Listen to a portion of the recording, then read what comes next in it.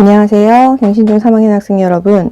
자, 오늘은 4-3 이제 호르몬과 항상성 유지 부분을 이제 새롭게 들어가도록 하겠습니다. 자, 자극과 반응 부분 4단원이었고요. 첫 번째는 감각기관, 두 번째는 뉴런과 신경계, 세 번째 오늘부터 할 호르몬과 항상성 유지 부분입니다. 자, 우리가 우리 몸이 이렇게 항상 건강하게 유지가 되려면 크게 두 가지가 조절을 해줘야 되는데, 지난 시간까지 배웠던 신경계, 자극이 주어지면 반응이 일어나기까지 신경계가 조절해주는 부분이 있고요. 이번 시간에 이제 우리가 얘기해주는 호르몬이 또 조절해주는 부분이 있습니다. 자, 그래서 호르몬이 뭔지에 대해서 얘기를 할 거고요. 그 다음에 항상성, 그럼 항상 그렇게 유지되는 성질이 뭔지 한번 짚고 넘어갈 겁니다. 자, 그러면 이제 호르몬은 어떤 특징이 있는지, 신경계와 어떤 또 차이점이 있는지에 대해서 얘기를 하게 될 거고요. 그럼 우리 몸에서는 호르몬이 어디서 어떻게 분비가 되는지에 대해서 얘기를 하게 될 겁니다. 자, 이번 시간이 굉장히 중요한데요. 자, 호르몬의 종류가 꽤 많아요. 그래서 이 호르몬의 종류, 어떻게 분비되는지 이거를 알아야 다음 시간에 우리가 얘기할 항상성 유지, 조절 작용에 대해서 얘기를 해줄 수 있게 됩니다. 그래서 호르몬의 종류를 모르면 이 호르몬이 어디에서 어떻게 조절을 해주는지를 알 수가 없게 돼요. 그래서 다음 시간까지 혼란을 겪게 되기 때문에, 자, 이번 시간에 우리가 얘기하는 이 호르몬은, 자, 선생님이 보통 때는 외우라 소리 안 하는데, 자, 이번 시간은 반드시 호르몬 종류 반드시 기억을 좀 해줘야 되고요. 그 다음에 이 호르몬이 어디서 분비되는지, 분비되는 장소를 우리가 미리 얘기하자면 내분비샘이라고 얘기를 하는데, 이 내분비샘의 종류를 알아야 됩니다. 종류도. 그 다음에 이 내분비샘을 관장하는 제일 최고 위의 그 중추신경이 있어요. 거기가 어딘지를 우리가 알고, 우리가 요번 시간에 하는 걸 반드시 기억을 좀 하고 있어야 됩니다. 자, 그래서 본격적으로 우리가 4-3 이제 호르몬과 항상성 유지 요 부분을 얘기를 해보도록 하겠습니다. 자, 교과서 페이지 오늘은 158, 그 다음 159페이지 할 거고요. 그 다음에 163페이지, 아니다, 162페이지까지 이렇게 3페이지 얘기를 할 겁니다. 자, 중요하니까 우리 한번 같이 해보도록 합시다. 자, 먼저 158페이지 도입 영상 하나 보고 우리 본격적으로 내용 한번 들어가 보도록 합시다. 158페이지, 159페이지 지금 이렇게 생겼고요. 자, 맨 처음에 도입 영상 요 그림 한번 봅시다.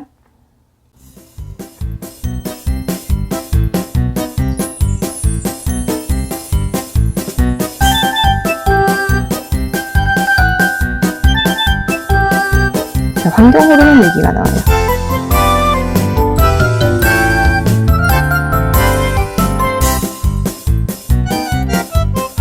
자, 십몇 년 전부터 환경 호르몬이 문제가 있다 이런 얘기가 나오고요. 자, 그럼 일단 호르몬이 구체적으로 뭔지를 우리가 일단 알아야 될 겁니다. 자, 한번 호르몬이 뭔지 한번 얘기를 먼저 해보도록 합시다. 5번째 줄입니다. 158페이지. 호르몬이란, 자, 세포나 기관으로 신호를 전달하는 일단 화학 물질입니다. 호르몬 영어고요. 호르몬이라고 얘기를 하는데, 이제 호르몬 우리가 읽는 그대로 이렇게 얘기를 합니다. 자, 그래서 어쨌든 우리 몸에서 돌아다니는 신호를 전달하는 화학 물질이다라는 거고, 자, 먼저 얘기를 좀 하자면 일단 호르몬이랑 신경계의 아까 선생님이 얘기를 했죠. 이과 신경계의 조절 작용으로 항상성이 유지된다라고 얘기를 했어요. 그럼 이 항상성이 뭔지를 얘기를 좀 해줘야 되겠죠. 쉽게 얘기하면 항상 유지되는 성질이라고 생각하면 돼요. 항상 유지되는, 그래서 몸의 상태를 일정하게 유지하려는 성질, 그걸 우리가 항상성이라고 얘기를 하고, 그러면 상태를 일정하게 유지한다는 거는 우리 주변 변화가 항상 있을 텐데 그 변화에 반응해서 그거에 맞춰서 유지하려고, 그러니까 변화되는 대로 변하는 게 아니라 내 몸의 상태를 일정하게 유지하려고 그 몸 안에서 조절하는 그 성질을 우리가 항상성이라고 얘기를 합니다. 그런데 그 항상성을 누가 조절해 준다고? 호르몬이랑 신경계가 조절해 준다. 이렇게 생각을 해주면 돼요. 그랬을 때 신경계는요, 우리 지난 시간에 얘기했던 것처럼 신호고요. 신호고 호르몬은 화학 물질이더라. 이렇게 얘기를 해주면 됩니다. 자, 그랬을 때 이 호르몬은 종류가 굉장히 많아요. 우리 몸에서. 종류가 엄청 많고, 그 다음에 이 호르몬은 특정한 곳에서 만들어집니다. 자, 일단 특징 좀 한번 체크를 좀 해보면요. 자, 일단은 종류가 굉장히 많더라. 그러면서 특정한 곳에서 만들어진다. 이 특정한 곳이 어디냐? 내분비샘이라고 얘기를 합니다. 우리 몸 안에서 분비되는 샘, 뭐 이렇게 주머니 같은 곳이라고 생각을 하면 돼요. 그래서 거기를 내분비샘이라고 얘기를 하더라. 그러면서 이 내분비샘에서 분비된 호르몬이 어디로? 혈액으로 분비된다라는 거. 아, 그럼 피를 통해서 호르몬이 이동하면서 우리 몸의 항상성을 조절해 주는구나. 이렇게 생각을 좀 해주면 돼요. 자, 그 다음에 또 어떤 특징이 있는지를 또 한번 봅시다. 159페이지에 있어요. 일단 체크해놓고 나중에 또 활동지 한번 같이 정리를 할 겁니다. 자, 그 다음에 또 호르몬은 또 어떤 특징이 있느냐? 아까 선생님이 얘기했죠. 혈액을 따라서 온몸을 순환한다라고 얘기를 했습니다. 그러면서 그 여러 가지 호르몬이 적절한 그 딱 맞는 부위에 신호를 전달하고 여러 부위에 신호를 전달하고 조절을 해주는데 그 특정 호르몬의 작용을 받는 세포 또는 기관을 자 체크해 놓습니다. 뭐라고 하느냐? 각각 표적세포 또는 표적기관이라고 얘기를 해요. 표적, 거기다 라는 얘기입니다. 그래서 표적세포, 표적기관. 그래서 호르몬마다 작용하는 딱 맞는 기관, 딱 맞는 세포가 정해져 있습니다. 그걸 우리가 표적세포, 표적기관이라고 얘기를 하고, 그래서 그 뒤에 나오죠. 그래서 각각의 호르몬은 자신의 표적기관에서만 반응을 일으킨다라는 거. 그거를 체크를 좀 해놓도록 하고요. 자, 그랬을 때, 자, 또 호르몬의 특징입니다. 자, 그러면서 분비량이 너무 많거나 적으면 몸에 이상 증상이 나타날 수 있습니다. 자, 호르몬은요, 적은 양으로도 조절이 됩니다. 그거 하나 적어 놓으세요. 적은 양으로도 큰 효과, 아니면은 뭐 조절 가능하다. 근데 이제 문제는 너무 적어도 문제고 너무 많아도 문제라는 겁니다. 그래서 그랬을 때 너무 많은 거를 우리가 과잉증, 과다증이라고 얘기를 하고요. 과잉 또는 과다증. 적을 때는 결핍증이라고 얘기를 합니다. 자, 요거를 우리 좀 이따가 162페이지에 하나 적어 놓으세요. 일단은 162페이지에서 과다증, 결핍증 정리를 좀 한번 해볼 거고요. 활동지에서도 마저 정리를 할 겁니다. 자, 그 전에 우리가 먼저 일단은 그러면은 그걸 알아야 되겠죠. 어디에서 어떤 호르몬이 어떤 역할을 하는지를 알아야 될 겁니다. 그죠? 그래서 우리 몸의 구조를 보면서 어디에서 호르몬이 분비가 되고 어떤 호르몬이 분비가 되고 어떤 기능을 하는지 158페이지 그 사람의 그 안에 있는 호르몬 내분비샘 보면서 우리 한번 호르몬 정리를 좀 해보도록 합시다. 자, 중요 표시 많이 해두세요.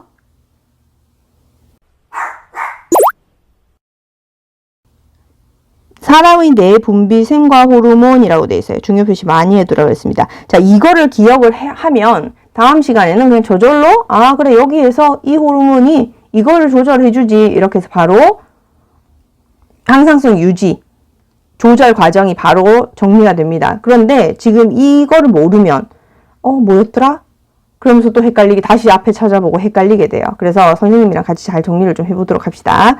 자, 일단은 호르몬을 조절해주는 가장 항상성 유지, 아까 항상 유지되게끔 해주는 제일 위에 중추기관이 있다 그랬어요. 거기가 어디냐? 간뇌입니다. 대뇌, 소뇌 사이에 여기 간뇌가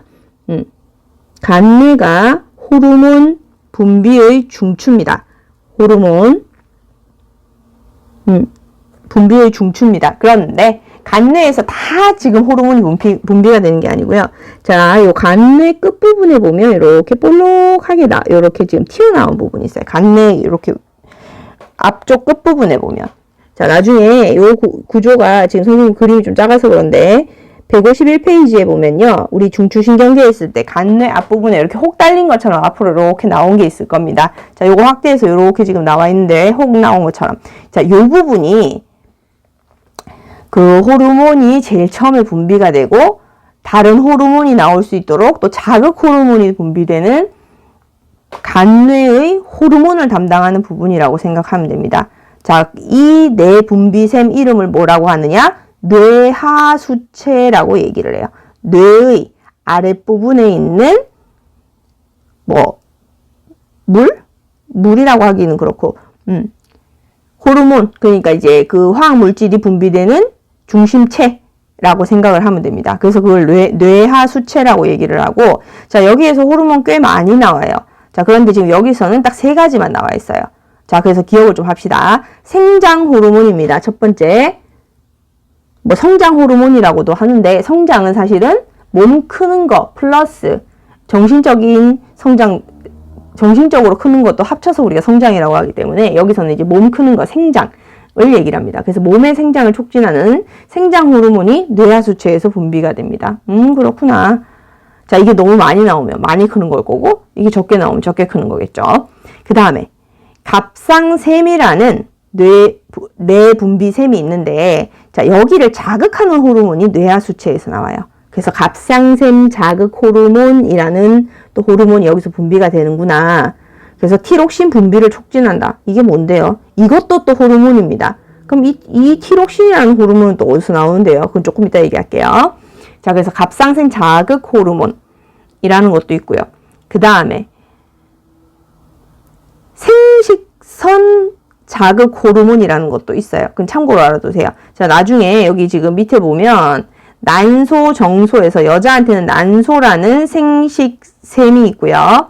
그 다음에 남자한테는 정소라는 생식샘이라는 내분비샘이 있습니다. 즉 성호르몬이 분비되는 곳인데요. 여기를 자극하는 생식샘 자극 호르몬이 또 뇌하수체에서 분비가 됩니다. 옛날에는 또 이것도 했었는데 그건 참고로만 알아두시고, 그 다음에 또 다음 시간에 조절, 항상성 유지 조절할 때 또 나올 건데, 항이뇨 호르몬, 대항한다, 저항한다, 이뇨, 오줌 싸는 겁니다. 소변 보는 거를 막는 호르몬이 어디서? 뇌하수체에서 또 분비가 됩니다. 오줌 싸는 걸 왜 막아요? 우리 몸에 물을 지키기 위해서, 물이 부족할 때. 그래서 물의 재흡수, 콩팥에서 물의 재흡수를 막을 때, 이 호르몬이 또 분비가 되는구나. 요 3가지만 일단 좀 기억을 합시다. 뇌하수체에서 첫 번째, 생장 호르몬, 두 번째, 갑상샘 자극 호르몬, 세 번째, 항이뇨 호르몬, 이렇게 3가지 기억을 합니다. 각각 어떤 역할을 하는지 좀 이따 활동지에 정리할 거예요. 자, 그 다음에 아까 갑상샘이라는 게 있다 그랬어요. 뇌하수체에서 갑상샘 자극 호르몬이 나온다 그랬는데, 그게 어디 있냐면 요 목 있는 데 있어요.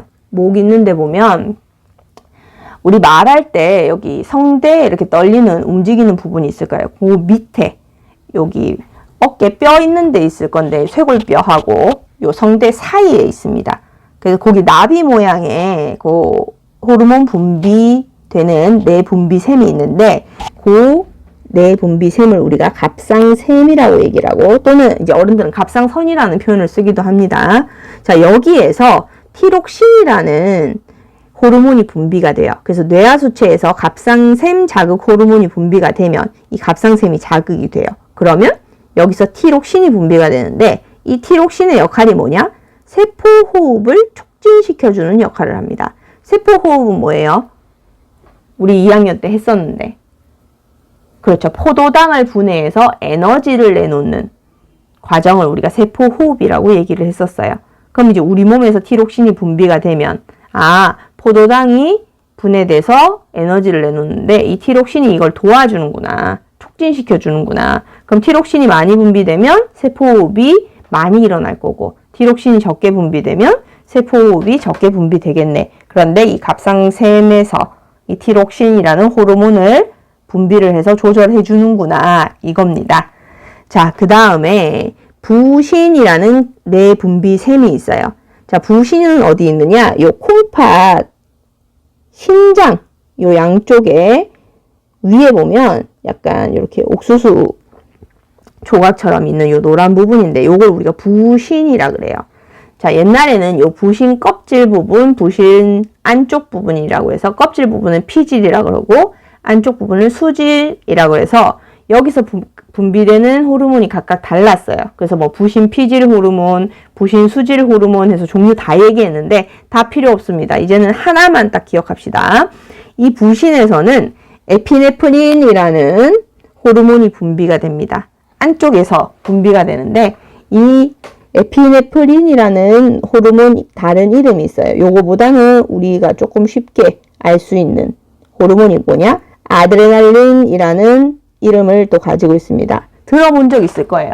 아, 아드레날린이 분비가 돼서 내가 막 흥분하고 혈압이 오르고 뭐 이런 식으로. 그래서 신경계에서 교감신경이 분비될 때 호르몬은 아드레날린 또는 에피네프린이 분비된다라고 생각을 하면 됩니다. 긴장했을 때 또는 흥분했을 때 이렇게 생각을 해주면 돼요. 그래서 그렇게 연결이 되고 그랬을 때 에피네프린의 역할은요. 혈압을 상승시키고요. 심장박동을 촉진시킵니다. 업되는 상황입니다. 그 다음에 또 하나 더 적어 놓으세요. 뭐? 혈당량을 증가시킵니다. 혈당량이 뭐냐? 피의 포도당의 양을 우리가 혈당량이라 그래요. 조금 이따 또 얘기를 할 겁니다. 그래서 요 피 속에 포도당의 양이 증가하면 나중에 뭐? 그렇죠. 티록신의 도움을 받아서 또 세포 호흡을 통해 에너지를 얻을 수 있겠죠. 그래서 그렇게 흥분된 상황, 혈압이 상승되고 긴장된 이런 상황에서는 그렇죠. 포도당의 양이 증가해야 세포 호흡이 촉진되고 에너지를 우리가 빨리 쓸 수 있는 뭐 이렇게 연계되는 상황이 될 겁니다. 그래서 부신에서는 에피네프린이라는 호르몬이 분비돼서 요런 역할을 해주는구나. 기억을 해두세요. 자, 그 다음에 이자라는 우리 소화기관이 있었어요. 그죠? 이자에서 뭐 우리 2학년 때 소화계 할 때 이자에서 어떤 역할을 썼죠? 그렇죠. 탄수화물, 단백질, 지방 요 세 개를 다 분해할 수 있는 3대 영양소를 다 분해할 수 있는 소화 효소가 다 분비되는 소화 기관이었습니다. 그죠? 그런데 이 이자에서는 호르몬도 분비를 하는 내분비 세매 역할도 해주더라. 그랬을 때 이자에서 분비되는 호르몬이 두 가지가 있는데요. 하나는 인슐린이라는 호르몬이고요. 하나는 글루카곤이라는 호르몬입니다. 그런데 얘들은요. 서로 반대로 작용을 하는 애예요. 상황에 따라서. 그래서 얘들 둘이는 우리 앞에서 교감신경, 부교감신경이 서로 상황에 따라서 반대로 움직인다 그랬죠. 그걸 뭐라 했더라? 그렇죠. 기량작용이라고 얘기를 했습니다. 마찬가지입니다. 얘들 둘도 서로 반대로 작용하는 기량작용하는 호르몬입니다. 어디에서? 이자라는 내분비샘에서 인슐린과 글루카곤이라는 호르몬이 기량작용하더라. 그럼 각각 어떤 역할을 하는지 한번 봅시다. 자, 이자에서 인슐린이라는 호르몬이 분비가 되면 혈당량이 감소가 돼요. 혈당량이 뭐라 그랬죠? 아까? 피 속에 있는 포도당의 양이라 그랬어요.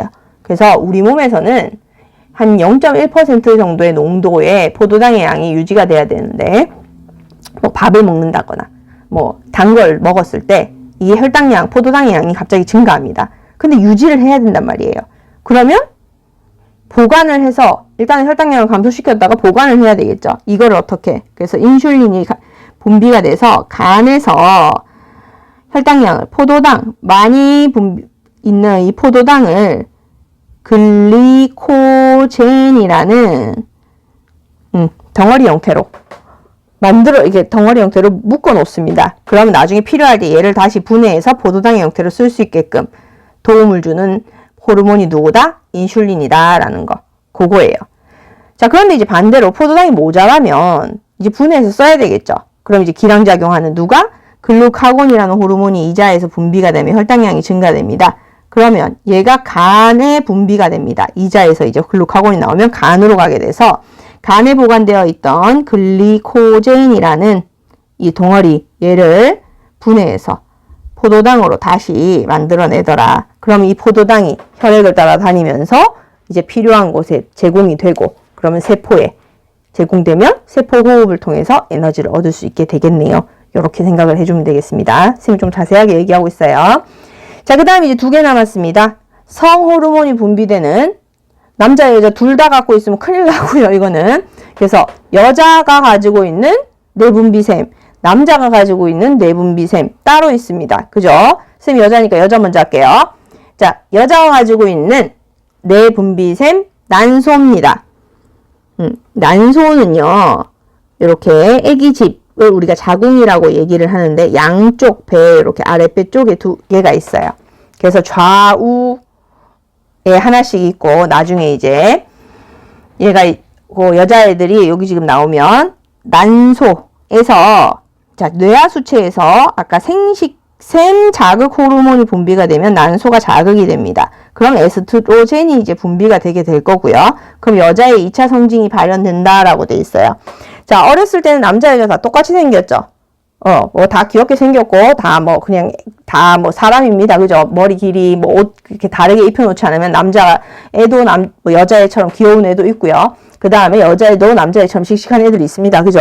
그런데 이제 시간이 지나면서 이렇게 성호르몬이 분비가 되면요, 여자애들은 이제 뭐 가슴이 커지기도 하고 엉덩이 커지기도 하고 그 다음에 생리 이렇게 나오기도 하고 뭐 그러면서 이제 아기를 가질 준비를 하게 되는 거죠. 그죠? 그래서 요 호르몬이 누구다? 에스트로겐이 난소라는 내분비샘에서 분비가 되면 이렇게 준비를 하게 되더라. 이렇게 정리를 해주면 되겠습니다. 자, 그 다음에 이제 너네들처럼 이제 남자애들이 가지는 내분비샘입니다. 정소죠. 정소. 이제 고환이라는 그 장소에 있는 거고요. 양쪽에 여기도 2개가 있네요. 그럼 거기에 이제 테스토스테론이라는 테스토스테론. 이 발음이 테스토스테론 이렇게 해주면 됩니다. 테스토스테론. 자, 얘가 이제 분비가 됩니다. 마찬가지. 이제 사춘기가 되면 뇌하수체에서 생식선 자극 호르몬이 분비가 되고, 그럼 정소에 이제 자극을 줍니다. 그러면 정소에서 테스토스테론이라는 성호르몬이 분비가 되고요. 그러면 남성의 2차 성징을 발현하도록 도와줍니다. 자, 그러면 이제 너네가 이제 사춘기가 되고 중학생이 되면서 달라지는 게 뭐예요? 일단 변성기 오고요. 그 다음에 수염이 나기 시작하고요. 그 다음에 다리에도 뭐 털이 나고, 그렇죠? 그 다음에 그렇죠. 생식 이제 기능이 이제 발달하면서 뭐 정자 생성을 하기도 하고 그런 형태가 나타납니다. 자, 그렇게 해서 이렇게 지금 옛날에 선생님 배울 때는 이거보다 훨씬 더 많이 이제 호르몬 종류도 얘기하고 내분비샘 얘기도 많이 했었는데, 너네는 이제 요 정도의 내분비샘과 요 정도의 호르몬, 그 다음에 그 호르몬의 역할, 이렇게 정리를 좀 하면 되겠습니다. 자, 그러면 이제 선생님이 아까 항상성이 뭐다, 그 다음에 호르몬은 이제 화학 물질인데 혈액을 통해서 이제 돌아다니면서 뭐 표적세포나 표적기관에만 작용하고 적은 양으로도 좀 분비 효과가 있어서 조절을 해준다라고 얘기를 했었어요. 자, 그런데 너무 많아도 문제고 너무 적어도 문제라고 얘기를 했었죠. 그래서 162페이지에 있는, 거기 지금 보면 162페이지에 그 많았을 때 문제점, 적었을 때의 문제점을 한번 조사해보자 라는 게 있을 겁니다. 자, 그거 한번 간단하게 보고 또 호르몬 나머지 정리를 좀 하도록 하겠습니다. 자, 162페이지 한번 봅시다. 호르몬 관련 질병에는 무엇이 있을까라고 되어 있고, 자, 요거와 관련된 뭐 도움 영상 간단하게 한 개 보고 선생님이 얘기를 또 하도록 하겠습니다.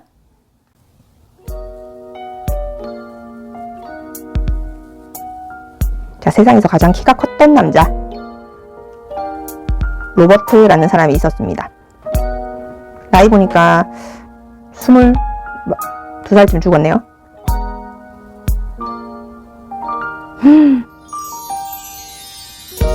죽을 때까지 계속 컸대요.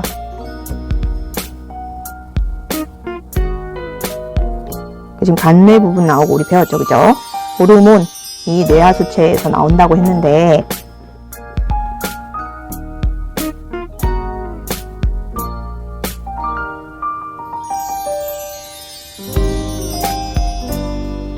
그래서 평범한 체중으로 태어났어요. 근데 보통 요 몸무게는 이제 돌 지나서 무게입니다. 초등학생 때 무게고요, 몸무게. 요거 거의 뭐 초등학생 뭐 한 4학년쯤 몸무게쯤 됩니다. 그러니까 애기 치고는 너무 몸무게가 컸죠. 힘이 8살 때 183이었대요. 중2 때 아버지보다 훨씬 2배 이상 컸고요. 이게 계속 큰 겁니다. 왜 이랬을까?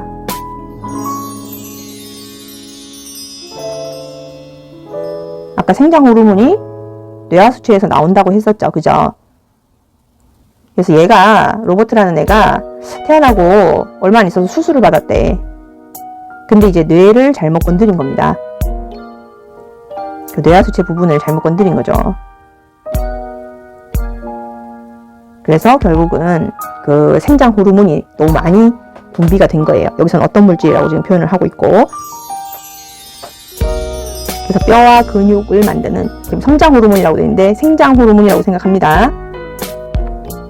그 생장 호르몬이 적절하게 분비가 돼야 되는데 로버트 같은 경우에는 너무 많이 분비가 된 거죠. 아까 생장 호르몬은 뇌하수체에서 분비가 된다고 했고요.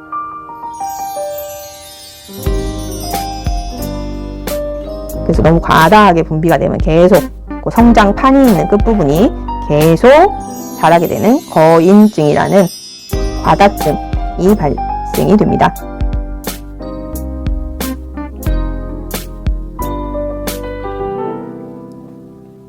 그래서 죽기 직전까지도 키가 컸던 이유는 결국은 생장 호르몬이 과다하게 분비가 돼서 그렇게 된 상황이겠죠. 그래서 호르몬이 아까도 얘기했지만 적절량이 분비가 돼야 되는데 그러면 항상성 유지에 도움을 주지만 너무 많아도 문제, 너무 적어도 문제더라.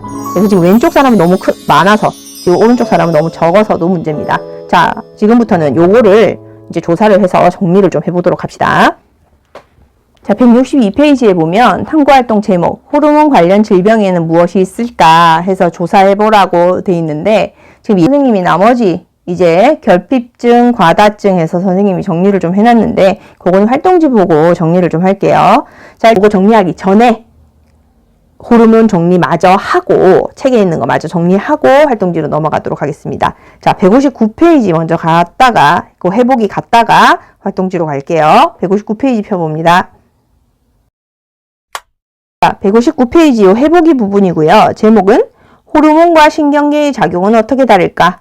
즉 호르몬과 신경계의 비교라고 생각하면 되겠습니다. 여기다 옆에다 하나 적어 놓을까요?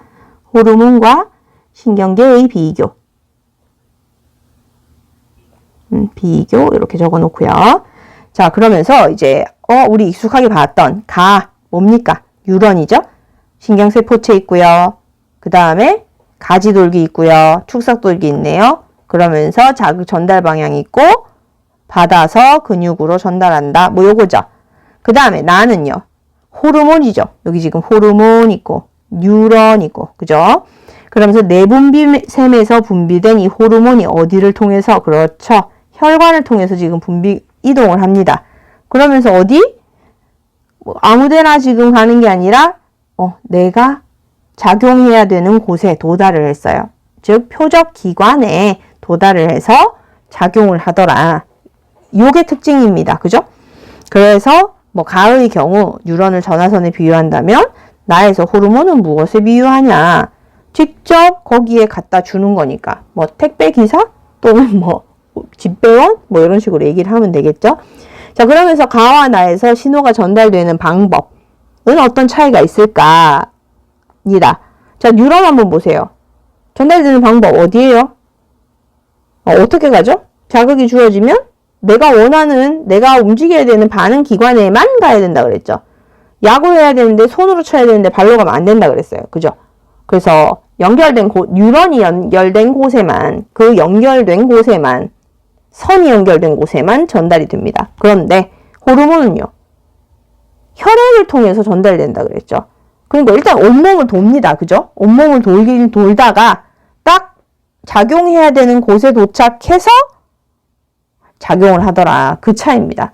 자, 그래서 신경계는 일단 뉴런을 통해서 선을 따라서 그 경로를 통해서만 지나간다면 호르몬은 그냥 다 일단 돌아다니다가 내가 작용해야 되는 장소에 도착해서 작용한다. 이 생각을 해주면 되겠네요. 자, 그래서 그거를 또 정리를 합시다. 159페이지 마지막에 차이가 나와 있습니다. 그죠? 자, 신경계와 호르몬의 차이. 가장 큰 차이가 뭐죠? 자, 신경계는요. 신속한 신호 전달. 그 다음 일시적 반응. 한번 자극 주고 반응하면 끝입니다. 그죠? 그런데 호르몬은요. 호르몬은 느립니다. 왜? 온몸을 그 호르몬이 온몸을 돈다 그랬어요. 혈관을 통해서. 그러나 지속적으로 반응이 일어납니다. 계속 조절해줘야 되기 때문에. 자, 그래서 어쨌든 이 신경계와 호르몬 두 가지가 어떻게 상호작용하면서 우리 몸이 일정하게 고르게 유지될 수 있도록 항상성을 유지해주는 그 두 개의 축이더라 라는 게 오늘의 핵심입니다. 자, 요 내용 좀 길었어요. 그죠? 빠르게 이제 활동지 보면서 정리를 좀 해보도록 합시다. 자, 얼마 전에 줬던 활동지입니다. 첫 번째 거 사람 그림 있는 거 한번 봅시다. 자, 호르몬의 조절 작용입니다. 글씨가 잘 안 보인다고 해서 선생님이 이제 타이핑 해가지고 지금 스캔을 떴어요. 그래서 요걸 보면서 색깔 있는 부분이 지금 여러분한테는 뭐 밑줄이 그어져 있거나 괄호가 쳐져 있을 겁니다. 자, 그래서 요거를 보고 정리를 좀 하면 되겠습니다. 항상성이란 몸이 환경 변화에 적절히 반응해서 몸의 상태를 일정하게 유지하려는 성질. 항상 유지하려는 성질. 이렇게 생각하면 되겠죠. 자, 그래서 환경 변화에 적절히 반응해서 변화는 있지만 유지하려는 성질이라고 생각하면 되겠습니다. 그죠? 자, 그랬을 때 누가 누구랑 그 항상성을 유지하는 양대 축이 있다 그랬어요. 누구? 호르몬, 신경계. 그렇게 정리하면 되겠습니다. 그죠? 그래서 호르몬과 신경계의 조절 작용으로 유지가 되더라. 그랬을 때 신경계는 우리 뉴런 얘기했었고, 자, 이번 시간부터 하는 게 호르몬입니다. 그럼 호르몬이 구체적으로 뭐냐? 이 얘기를 해줘야 되죠. 그랬을 때 호르몬이란 뭡니까? 세포나 표적세포죠? 그 다음에 기관으로 표적기관이겠죠? 그때 신호를 전달하는 화학 물질입니다. 물질, 호르몬, 물질입니다. 자, 그런데 이제 특징 4가지가 있었어요. 기억을 좀 해두세요. 자, 어디에서 만들어진다? 내분비샘입니다. 안에서 분비되는 주머니라고 생각하면 되겠고요. 어디로? 혈액으로 분비가 됩니다. 그 혈액을 따라서 온몸을 순환하고 그 신호를 전달합니다. 신호, 그죠?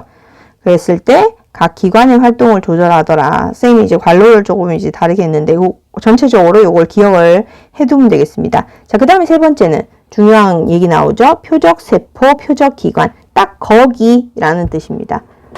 그래서 호르몬이 모든 곳에 작용하는 게 아니라 어떤 호르몬은 어떤 곳에만 작용한다. 이렇게만 생각을 해주면 돼요. 그래서 여러 가지 생리작용을 조절해 주더라.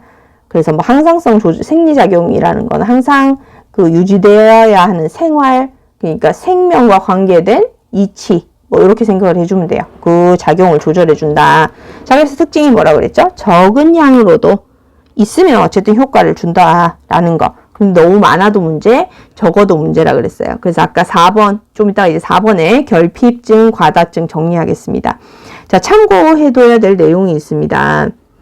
자, 보면요. 여기 내분비샘이라는 얘기가 계속 나오는데, 자, 내분비샘 말고 외분비샘이라는 것도 있어요. 자, 대표적으로 외분비샘의 대표적인 건 소화샘, 땀샘, 침샘 있습니다. 특징이 뭐예요? 바깥으로 나오는 거예요. 안에서 만들어진 게 바깥으로 나와요. 소화샘은 소화액이 바깥으로 나오고요. 땀샘은 땀이 바깥으로 나오고요. 침샘은 침이 바깥으로 나옵니다. 자, 요런 거는 분비관을 통해서 그 액체가 나오는 것, 나오는 주머니, 그걸 외분비샘이라고 얘기를 해요. 그런데 이제 이 내분비샘은 아까 호르몬이 이제 대표적인 건데, 이 호르몬은요, 분비관이 따로 없이 어디로? 혈관으로 호르몬을 분비를 합니다. 안에서 분비되는 거기 때문에 우리가 내분비샘이라고 하더라. 그래서 대표적인 게 뇌하수체 있었고, 갑상샘 있었고, 또 뭐 있었어? 부신이 있었고요. 그 다음 이자는 외분비샘, 소화액을 분비하는 외분비샘이기도 하고요. 그 다음에 인슐린, 그 다음에 글루카곤을 분비하는 내분비샘이기도 합니다. 두 개 다 가능하고요. 그 다음에 뭐 정소난소, 요런 내분비샘이 있죠. 자, 그래서 이제 내분비샘 호르몬 한번 정리를 해보겠습니다. 자, 여러분 활동지에는 빈칸일 거예요. 자, 선생님은 정리를 미리 했습니다. 자, 바쁘게 적어야 되겠죠? 갑시다. 자, 요거 간내의 이렇게 볼록한 혹 같은 요 주머니, 요게 뇌하수체입니다. 자, 선 연결 좀 해주세요. 뇌하수체고요. 여기에서 분비되는 호르몬 세 가지만 기억하자 그랬어요. 뭐? 생장 호르몬, 갑상샘 자극 호르몬, 항이뇨 호르몬. 자, 생장 호르몬은 말 그대로 크도록 도움 주는 거예요. 몸이 크도록. 그래서 몸의 생장을 촉진하더라. 뼈, 근육 요렇게 자라도록 해주는 애입니다. 그 다음에 갑상샘 자극 호르몬은요. 내분비샘인 갑상샘을 말 그대로 자극하는 호르몬이에요. 그래서 갑상샘을 자극해서 티록신이 분비되도록 해주는 애입니다. 적어주고요. 그 다음에 항이뇨 호르몬, 이뇨를 막는 호르몬. 오줌 싸는 거 막는 거라 그랬어요. 그죠? 왜? 물을 지켜야 되기 때문에 일정한 수분량을 지켜야 되죠. 그래서 신장, 콩팥에서 물 나가게 하는 거를 막더라. 그래서 재흡수를 촉진하는 호르몬입니다. 자, 이렇게 세 가지 기억을 해주고요. 그 다음에 목, 요 성대하고 쇄골뼈 사이에 있는 갑상샘, 나비 모양의 뇌분비샘이 있다 그랬고요. 여기에서는 티록신이 분비된다 그랬습니다. 뭐 한다고요? 세포 호흡을 도와주는 애라 그랬습니다. 자, 그 다음 부신, 콩팥, 신장 위에 조그만 조각처럼 이렇게 삭감 모양 또는 뭐 옥수수 조각 모양으로 있는 애인데 얘는 여러 가지 사실은 호르몬이 분비되지만 그 중에 하나 에피네프린 또는 아드레날린이라고 하는 요 호르몬을 분비합니다. 자, 얘는 뭐 하는 애라고? 업 시키는 애라고 생각하면 돼요. 업. 심장박동 업. 혈압 업. 혈당량 업 시키는 호르몬입니다. 자, 그 다음에 소화샘이기도 한 이자. 얘는요. 기량작용을 하는 인슐린, 글루카곤이라는 두 가지 호르몬을 분비를 하는데 인슐린은 혈당량을 감소시키는 호르몬이고 글루카곤은 혈당량을 증가시키는 호르몬이라 그랬어요.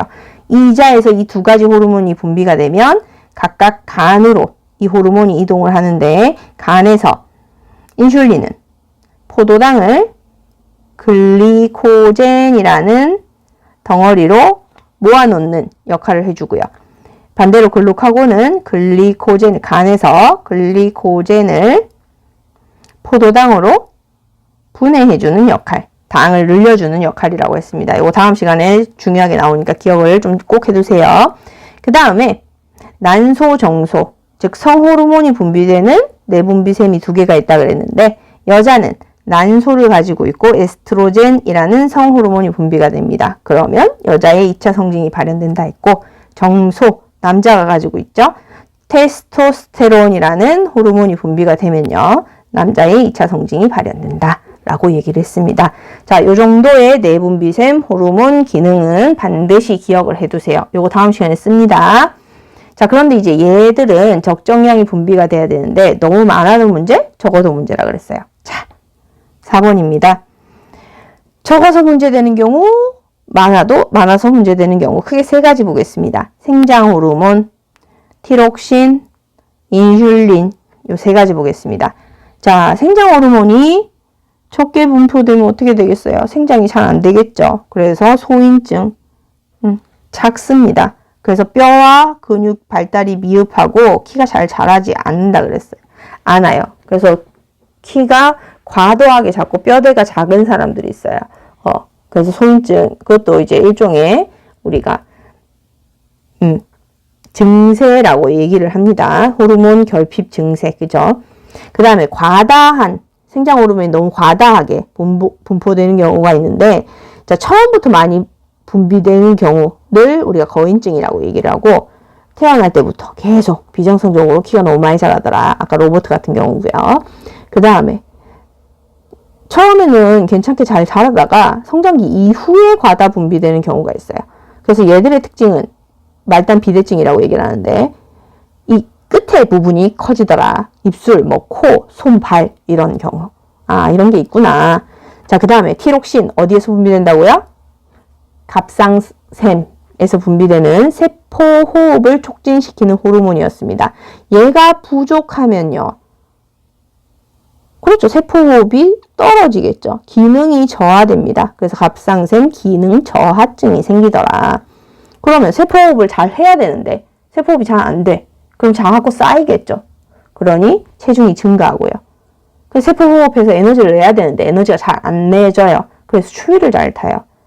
그리고 에너지가 나와야 되는데 에너지가 잘 안 나오니까 자꾸 피곤해. 별거 한 것도 없는데 그런 증상이 있습니다. 근데 반대로 너무 많이 나와. 그럼 세포 호흡이 과다하게 일어나죠. 그런 경우를 우리가 갑상샘 기능 항진증이라고 얘기를 하고요.